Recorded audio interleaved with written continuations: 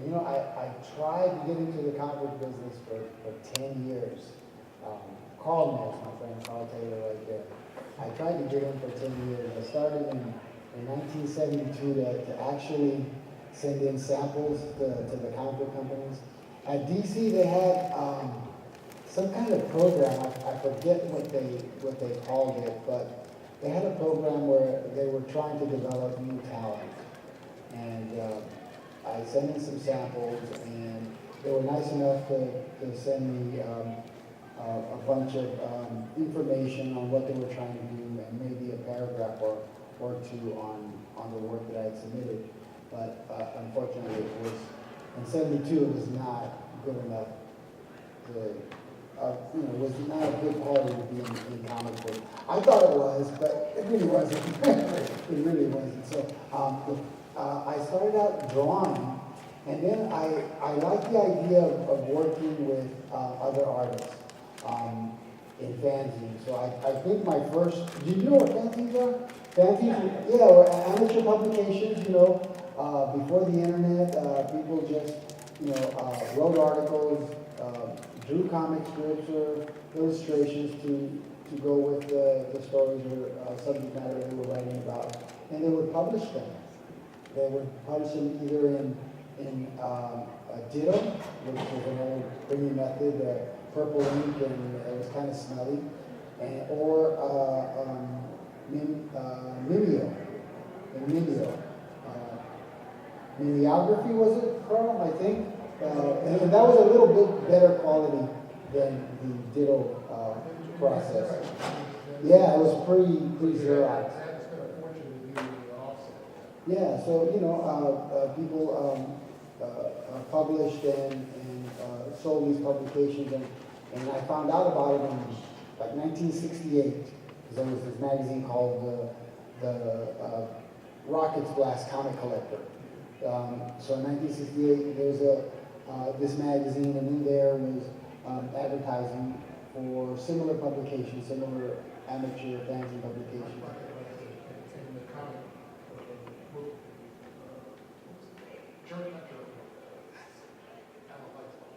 Yes, the Buyer's Guide. The Buyer's Guide started a little bit later. But they were taking advertising to amateur public also. Yeah, the Buyer's Guide, another publication, which probably came out in 1970. But so this is when I first discovered that, hey, there's a place for me to get published. So I just drew stuff and tried to send it in, and I think my first published drawing was either 69 or 1970. I seem to remember this magazine called Cape. I can't remember who published it. But throughout the years, many people that published these fan magazines went on to a professional career. Roy Thomas started in the early, mid-60s with Alter Ego. Many other artists had working in amateur publications like Jim Starlin, Alan Weiss, Wayne Howard. I mean, many people in the 60s and 70s drew for amateur publications and, kind of honed their skills and were able to make connections and have some luck and go on to do professional work. And luck is involved also. I see a lot of good, talented artists that are not professional comic book artists, but quality-wise, they're right there. They're right there with many of the artists that work in comics. But it's just the nature of the business. It's some luck, a lot of persistence. Like I said, I tried for 10 years. Every year I would maybe send samples at least once, maybe twice a year to the comic book companies. Marvel, DC. Later on, Red Circle Comics. They were an Archie division that had started up some superheroes. They started up in the 70s. Neil Adams did some stuff for them. Pat Boyette did some stuff for them, and Doug Wiley, Ditko. So I sent in samples, and Gray Mar was the editor, and he sent me back a nice little handwritten letter saying, you know, hey, I see some potential here, keep trying. I think that was maybe 1974, 75, somewhere like that. So, I mean, I just I kept trying.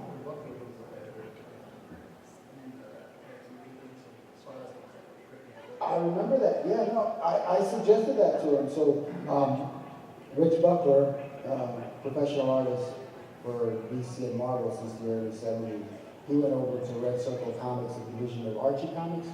They again were reintroducing superheroes in the early 80s, probably 82, 83, around there. And I wanted to get other artists involved or get their work printed in comic books. So people like Carl Taylor right here, he penciled some drawings, and other artists also penciled some drawings, and I would just finish and read them and send them in, and they used them in maybe the letters pages and stuff like that. I don't think they paid us, but it was just for the exposure, to get exposure for these other artists. So any chance I got to get published before turning professional, you know, I always took that opportunity, and I enjoyed working with a lot of pencilers like Carl Taylor and Rob Phipps, who went on to do some stuff for First Comics on Sable. Company is not around anymore. Yeah. Larry Houston, who went on. Yeah, he published a comic strip magazine. I got to do some work for him, and then Larry also went on to do work for DC. He worked for DC on maybe Captain Carrot. No, I started with penciling for amateur publications, and I wanted to collaborate with other people, so I just switched over to doing inks and finishes, and I like that collaboration. You know, I saw that there were many other artists way better than I was, so I said, well, maybe inking or finishing is for me, and I was a lot faster. I'm really slow at drawing. Even now at conventions, I don't draw much at the table. If people want to draw, I try to do it overnight for them, and I bring it the next day because I'm just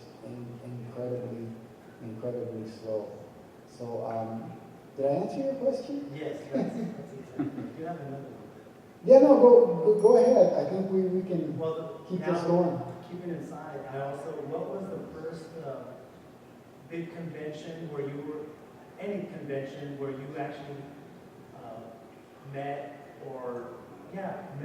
people who you admired in the comic book profession? What was your first, what year, and who was it? Yeah, no, I remember I had heard about conventions since the 60s. Like I told you, I discovered what was called fandom in 1968. You know, a countrywide group of people that had interest in drawing and writing about comics in 1968. So I knew there were conventions because they reported on conventions and publicized them in these amateur publications, and that Buyer's Guide and the Comic Collector Rockets class. They wrote about them. They also showed some pictures of them. So I've always lived in San Antonio, Texas, and then I heard that Houston, which is about 3 hours away from San Antonio, was going to have a big convention. And this was in 1971. So somehow I was able to attend. So I was a teenager, and I was already in a comic book club in San Antonio, and some other members, they were adults, were also going. So I got to hitch a ride, and my first convention was in 1971. And I remember I met a few artists there. Al Williamson was a guest, and Al Williamson is an artist that has worked in comics since probably the early 50s, and you know, he's known for his work on Star Wars and comics and in the newspaper, and also he's pretty famous for his work for EC Comics, a 1950s publisher. So I got to see him and another artist named Don Newton. Don Newton worked for Charlton Comics in the 70s and also started for Marvel and DC also in the late 70s. So I got to see these two artists. And they also had movie guests. They had Kirk Allen, who was the actor that played Superman in, I think it was a 1940s Superman serial. So, you know, that was my first convention. I got to see the original artwork, I think, for the first time at that show. You know, the actual pages, they had them on display there. Somehow they got a whole bunch of artwork from DC, and I remember Charlton, and they had them there on display, so I got to see what the work looked like, you know, firsthand. And are you familiar with Neil Adams? Yeah. So at that convention, I was able to buy, I had a little spending money, a Neil Adams cover, Batman and Superman, World's Finest, for $35. So now I think it would sell for maybe $20,000, $30,000. Did he sign it for you? Well, you know, I had it for the longest time, and then I finally sold it to finance a trip to San Diego for my family and I. So I mean, I got my money's worth. I got my $35 worth. So it was good. When did you first start drawing? Probably like most artists, you know, we started drawing at an early age. I remember second grade starting to draw, and I remember that. I remember that kids got attention when they did a good drawing, so I like that attention. I remember some kid drew like this huge seahorse, and he colored it and stuff like that, so he got a lot of attention. Hey, I want to draw some stuff too, so I drew dinosaurs and exotic animals and, you know, just creatures. And then I saw some comics, probably in the second grade, and that really piqued my interest, because here were these colorful characters with superpowers and fantastic abilities, and it just lent itself to wanting to draw them, you know. So I remember the first comic book that I bought as a kid was Spider-Man number 8. So it cost me a whole 12 cents. And, you know, since then, you know, I bought, for the most part, I bought my own comics with my own money. I didn't have the job, but I picked up empty bottles. In the 60s, and probably early 70s, empty bottles, you could get a penny for them when I first picked them up. They were a penny, and then they went for 2 pennies. It was soda, soft drink bottles, Coke bottles, Pepsi bottles, whatever. Oh. I mean, no, I just remember they were a penny, they 2 pennies, and then they went up to 5 cents. So I would find them on the side of the road on the way to school, from school, put them aside, hide them, and then when I had a whole big brown bag full of glass bottles, I take them into the store, and they give you, you know, the 2 cents or the 5 cents, and I buy the comics, which were 12 cents. So, you know, for $1, I could buy maybe, you know, 9, 7 or so comic books at 12 cents. And sometimes I had that hard choice of, do I want to buy 2 Marvel 12-cent comics, or do I want to buy the DC 100-pager for $1? You know, big dilemmas like that as a little kid. But I have another question. When you first started drawing, at some point you decided to No, you know, I never really created my own character. I never had, like you did, you know, I never had characters in my mind that, oh, I want to do this guy. I was always intrigued by the characters already in existence, and I especially really wanted to work on Spider-Man. It's the first comic book I remember buying, and I liked the storyline. Peter Parker, fantastic villains. You know, it's just a character that seemed down to earth, as opposed to DC characters at the time. Superman, Batman, they were more, you know, I couldn't relate to them as a little kid in elementary school. Their personalities were a bit stodgy, you know. Peter Parker, he was a high school guy and with some problems, so that was a much more entertaining for me. So I leaned more towards Marvel, and especially Spider-Man. So that's all I ever wanted to do. So it took me a long time, you know, from Marvel issues were, I think, the artist that was drawing it couldn't even get it. So it seemed to me like, those that you hate, it seemed to me there was some filling panels that you did. You know- It was a Sal Buscema story, but there were some filling panels that you did that didn't look like Sal Buscema. no, so sometimes that happens. I've redrawn panels because it wasn't what was supposed to be drawn on there. Maybe the pencil went in the wrong direction or something was changed. So I've gotten to redraw a few panels here and there, but really not much to speak of. I know when you work for Roy Thomas, he is pretty adamant about keeping to his plot. So if the pencil deviates from that, you know, he usually asks for changes to get it back online. So I got to work on a few stories written by Roy Thomas.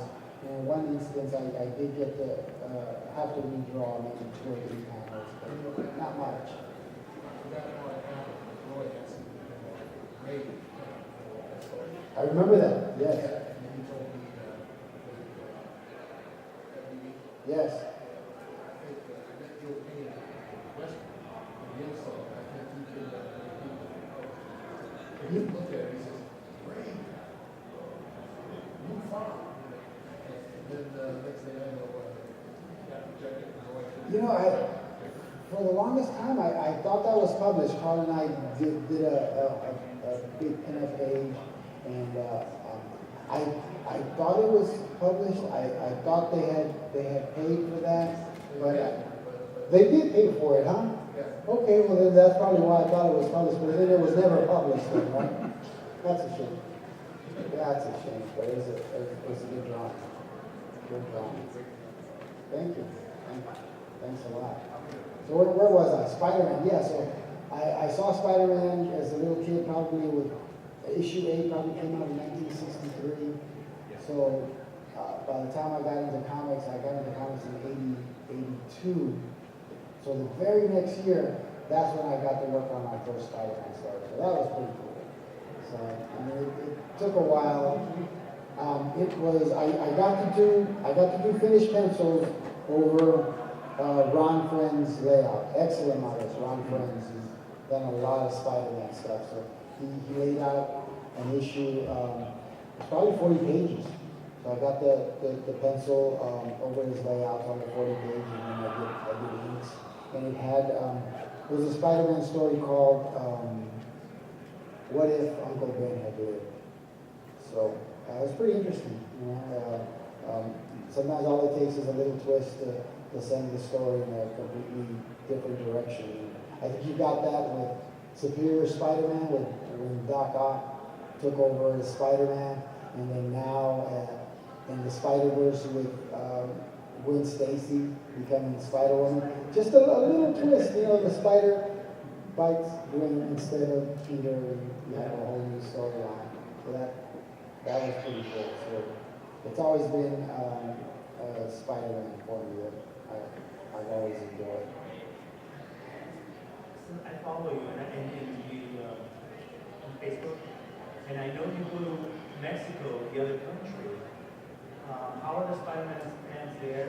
And we were talking about this before, but how's the vibe over there?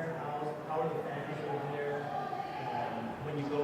And what is it more difficult to go to another country along with all the islands that you take with you? Yeah, well, I was really surprised when I was asked to go to a show in Mexico. I had heard there were comic shows in Mexico, but I really didn't know how the culture, or if the culture had embraced you know, comic books and the comic book characters like they have here in the States. But I was at a Wizard World show in San Antonio a couple of years ago, and there was a promoter that did shows in Mexico that asked me to go. So I believe last year was my first show in Mexico, and it was Monterrey, Mexico. So there, that show was, there were probably over 15, 20,000 in attendance, but the majority of them were more into anime and cosplay. But I did see, you know, many comic book fans, and my work does get published in Mexico and in many other Latin countries, as long including overseas, like Germany and Europe. So a lot of people remember my name with the comic books that they bought. And I did get quite a few Spanish Spider-Man comic books to sign, so that was pretty cool. And I try to collect my work in foreign editions, but it's real difficult.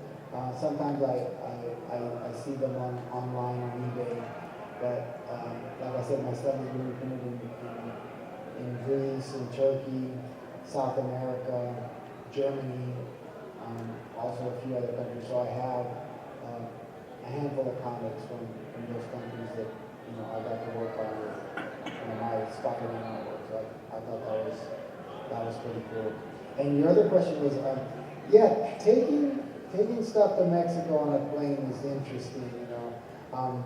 I take my prints and my display banner and stuff like that, and I thought I was going to have trouble going through customs and all, but no, they were very cool, and also met some fans in customs. So, you know, I gave them some signed prints and stuff, and they were pretty intrigued by what I did and what I was there for. So it was all pretty good. So I enjoyed it. Yeah, I've been a lot of that TV, like the Spanish station, and they have something like a thing all about the comics. Yes, I on occasion I do podcasts, Spanish-speaking podcasts. I stumble through them, but I've done that for people in Mexico. They have shows on the internet, on YouTube, Spanish-speaking shows on comic books. So. Were there any other artists that go there as well? I'm trying to remember, yes. There's a company called Comics, and if you Google that, they bring a handful of artists over to Mexico. Off the top of my head, I can only remember one artist right now. He's a fantasy artist. His name is Monty Moore. He'll be at the Guadalajara show that I'll be in. I think it's this month. Yeah, I think I'm in Mexico this month. I forget where I'm at because I do a show almost every other weekend, and sometimes in a month I may do 3 or 4 shows, you know, which is every weekend I'm at a show. And usually I try to stay in Texas. Texas is pretty big, but I do shows in the surrounding states like Louisiana, New Mexico, Arizona, places like that. I used to go, years and years ago, like 20, 25 years ago, I used to go more across the country, but I don't now. My family keeps me pretty busy. I have some young kids, 10, 8, and 2, so I like to hang out with them. For this show, I actually got to bring them. So they're out there shopping somewhere. Disneyland. Yeah, which is right across the street, right? Yeah. So that's pretty good. So they're here, and I'm glad I was able to bring them, all because of the show WonderCon that brought myself and my wife as guests. So that's pretty cool. I thank WonderCon for that. The culture that early on, I think it seemed you had a little freedom, it seems like maybe you don't. Is that I think that's especially true, especially now that Disney owns Marvel, as far as Marvel. I sort of get that feeling. And then I do know that artists don't get paid as well as they used to nowadays. I thought I got paid okay. I didn't get paid a whole lot. I don't think I got like the top rate that they were giving, Jim Lee and Todd McFarlane and people like that. But still, I was able to earn a living for a whole lot of years and raise a family and do the things that other people do with other regular jobs. So I enjoyed that. But now, with Marvel and DC and other companies, the world is open for artists because of the internet.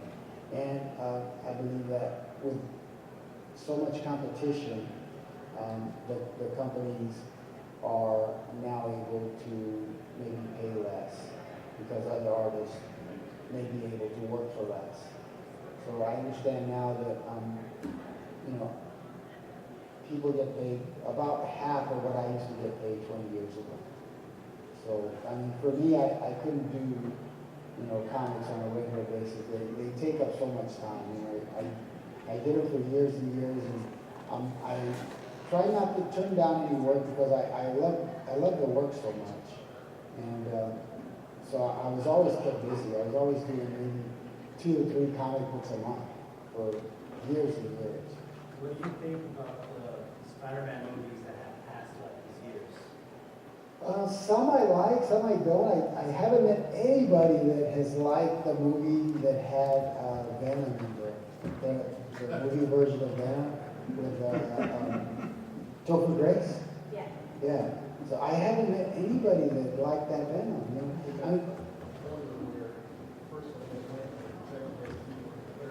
Yeah, but Venom, they just didn't do him justice, Venom is a big, bulky character. Eddie Brock,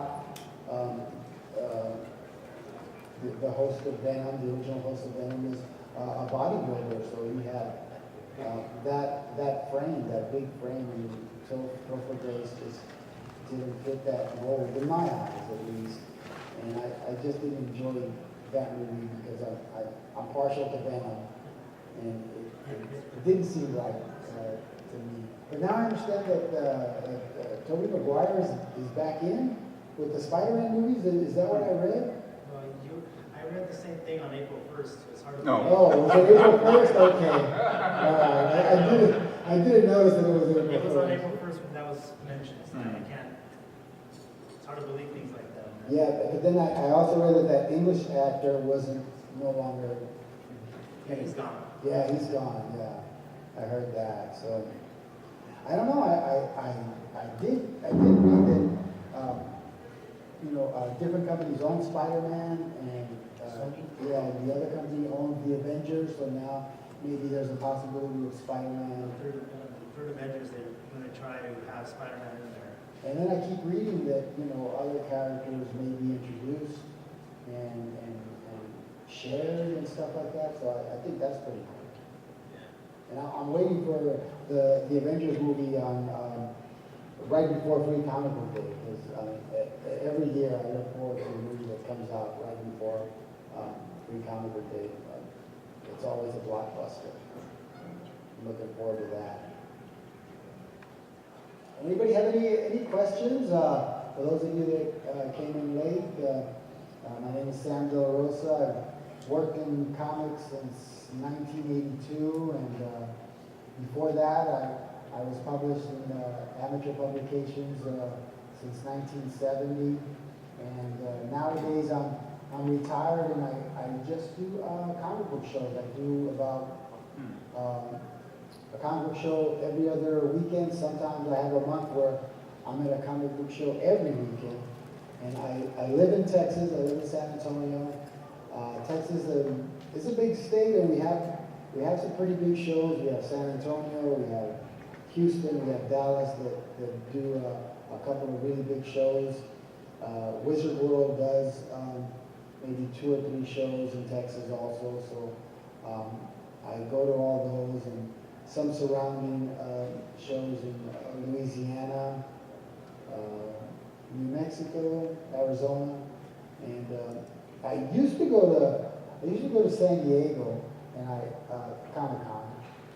I've been going there since 1980, 2 years before I turned professional. And I always had a table there at Artist Alley, but no one could ever find me there because I couldn't sit down. I just couldn't sit down at San Diego with so many people there. I mean, almost everybody's there that you want to see. And they have guests there from all over the world. So I never really set up to do any drawings there or sell anything or anything like that. I would just have a table and wander around just like everybody else and check out all the other people, try to get autographs and try to talk to many people. And the thing that I can say that I enjoy the most about going to conventions is I got to see many of the people that that were artists in comic books that I picked up as a little kid.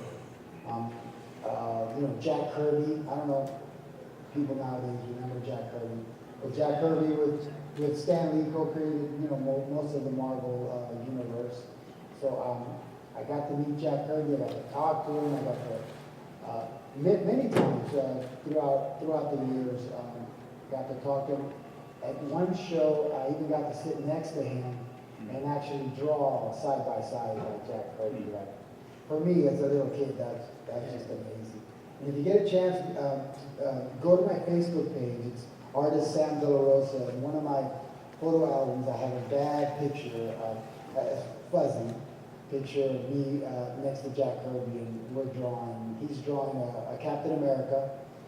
You probably can't tell that in the photo, but I know that. So he's drawing a Captain America, and I'm drawing a Storm, and we're side by side. And we also took some pictures later on. The only reason I got those pictures is because maybe like 10 years later, somebody gave them to me. I never thought to take pictures at shows early on with the artists and writers and celebrities that I got to meet. But years later, I was given these photos, and now they're on my Facebook. So that's one of the things I really enjoy is just meeting and seeing people draw whose work I enjoyed as a little kid. I could mention a whole bunch of names, but these are people from the 60s and maybe many nowadays won't remember. George Tuska, he worked for Marvel in the 60s. I got to see him, talk to him, watch him draw. Al Williamson, Alex Toth, Russ Manning. A lot of artists from the 60s, many that are not around nowadays. For me, it was a big thrill to talk to them and see their work. I enjoyed that. Most challenging teaching job in terms of whether deadline or whether something like that. Well, deadlines were always an issue because, like I said, I didn't like to turn down any work. I enjoyed working in comics, and I enjoyed the variety of characters I got offered. I remember one month I took on 4 books, and I'm not George Perez. George Perez could do it. He's a prolific artist, fantastic in speed pencil. But I took on 4 books, and I had to work 7 days a week, minimum 12 hours a day for the whole month. And a few times during that month, I had to put in 36 to 42-hour stints. That means straight. Work 36 hours straight or 42 hours straight to meet the deadlines and still do good work. I could have just done the work, but I wanted to do the best, within my abilities, turn that in, and that's how you keep getting more work, is to do your best and just not do it for the paycheck or not just slap it out. Do the best you can, whatever your talents allow. That's what I did. So I enjoyed doing that, and so I caused my own problems to answer your question because I just took on a whole lot of work. You have to make names. Was there anybody in my group that did like that? No, but there was a couple of jobs that I turned down because I was afraid to I was afraid of messing up their work. Early on, I think it was 1982, DC Comics offered me a job penciled by Carmine Infantino. Now, Carmine Infantino, he's worked in comics since the 40s. He ran DC Comics for years and years, and he was an excellent penciler. But in 1982, I just didn't feel I could do his work justice. So they offered me this job, and it was a job with a story that included Batman. As cool as that would have been, I just turned it down, and I remember the phone conversation. He's like, "You don't want to work on this?" And I told him, I don't know what my excuse was, but my feeling was that I wasn't ready to work over Carmine Infantino. And then years later, at San Diego Comic Con, about 10 years ago, I saw him because Vanguard Publications did a book on him, and they brought him to San Diego. And I told him my story. He said, "Sam, you schmuck, you should have done the work. Just do it." And I thought, and he said, no matter how it will come out, I think at that point he was pretty kind of sketchy, so he might have tightened up. Yeah, I mean, he had that very loose, sketchy style. I'm sure it would have been okay, but Carmen Infantino is an artist that I grew up, with his work in the '60s on The Flash. He was famous for The Flash. I did in Kurt Swan. Kurt Swan is another artist I really enjoyed from the '60s. And I got to work on Kurt Swan on just a page. It was for DC Comics School where they presented the character, and they had maybe a paragraph on his powers and a story synopsis. So I got to work on the Terror Man with Superman on that page. So that was pretty cool. So, that's it. Just taking on a lot of work and dealing with the deadlines. And some artists are more detailed than other artists. I worked with Jim Starlin, who had his own character called Dreadstar. So I worked on Dreadstar for a whole year for Marvel. And these were 30-page books, so I had to do a book a month. But I was also doing other books. I do maybe a book for DC, a book for Marvel. But Starlin is an excellent penciler, storyteller. His pencils are super tight, detailed, And I remember a storyline where there were involved a lot of robots. So I'm not a big robot fan, but every page was packed with robots and more robots. So I got through that, and that was very tough. So deadlines and drawing a whole bunch of robots was very tough. Anytime, any technical or science fiction work like Star Trek, I like Star Trek. I got to work on a couple of Star Trek comics. I got to work on a few Star Wars comics. That subject matter, there's spaceships, there's ray guns, all that kind of stuff. Very technical, so you take out your French curve, your ellipses, and all that kind of stuff, and do a lot of technical inking, as opposed to just freehand, where if you're drawing human bodies and they're out maybe in a setting where there's not a lot of buildings and cars and stuff like that. That's a little more fun. But I got to do it all, and I enjoyed all of it. I worked for Disney before they bought Marvel. I worked on Roger Rabbit. I worked on some cartoon characters. Earthworm Jim, Popeye. I worked on the wedding of Popeye and Olive for I think that was in 1999. Peter David wrote it. Pretty famous, prolific writer who's written The Hulk and a whole bunch of stuff. So got to work on some cartoon comic books. I don't think I have much time. Anybody have any questions? Anything they'd like to ask me? Anything they'd like to? Sure. Where you were working at, when did you notice people taking, I guess, more technical, digital formats of things? Yeah, I think it was the 90s where, man, and I can't remember, there was a graphic novel that was mainly done on computer. I just can't recall what it was. I think it might have been for First Comics, a company that's no longer in existence. And I think that's when I noticed it, maybe the 90s, the mid-90s. And nowadays, many artists will start their sketches or layouts, and then they'll scan them and they'll enhance them on the computer program. So many artists don't just draw on a sheet of paper like we used to a long time ago. And there's nothing wrong with that, but also the artist and the finishing artist may be in different parts of the country, and they'll just scan their work and send it in. So now there's two pieces of artwork for a comic book. There could be the original pencils, the pencil layouts, and there could be the finished inks.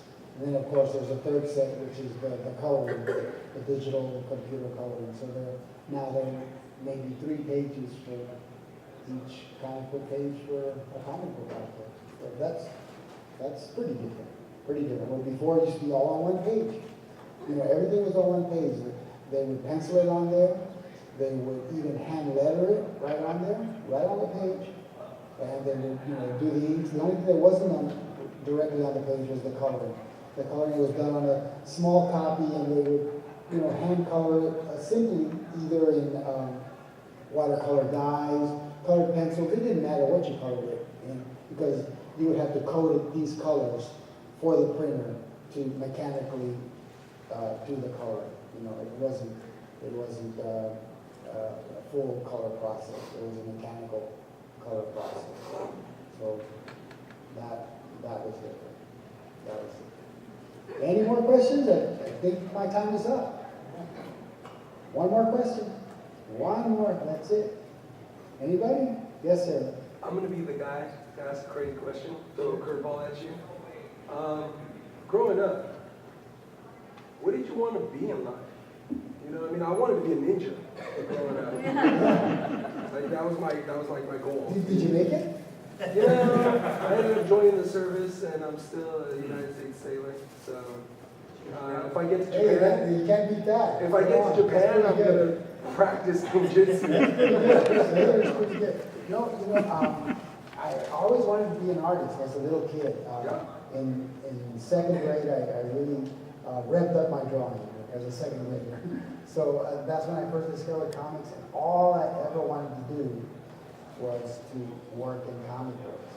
And I just feel so lucky that I was able to do that.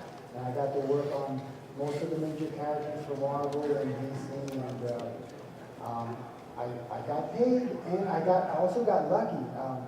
I worked on comics that sold like 1 million copies.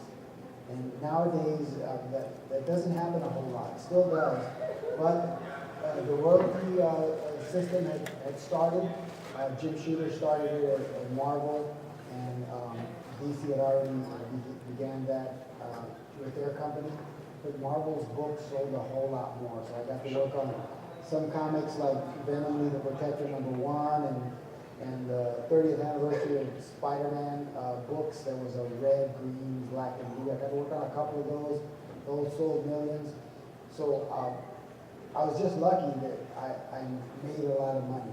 I'm not Todd McFarlane or Jim Lee or Rob Liefeld, but still I was fortunate to be called on to work on those books and make some of that royalty income.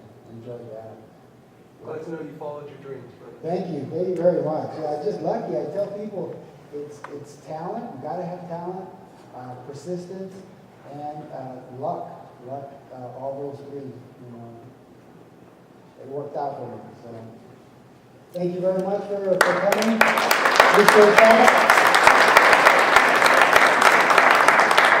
I'm downstairs. I'm in table A35. you wanna come by, say hello, and ask me some questions, I'll be down there. Woo!